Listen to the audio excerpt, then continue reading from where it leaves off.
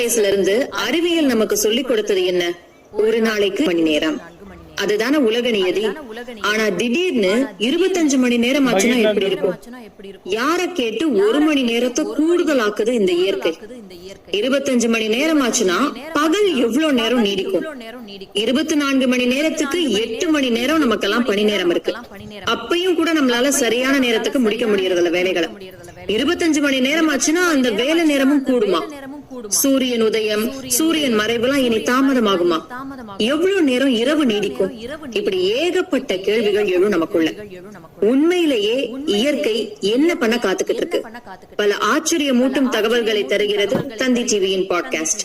வழங்குவது நான் வினோதினி முத்துராமலிங்கம். பூமி தன்னைத்தானே ஒரு முறை சுத்திக்க எடுத்துக்கிற காலம்தான் 24 மணி நேரம். இந்த சுழற்சியாலதான் இரவும் பகலும் ஏற்படுது. அப்படி சுழலும்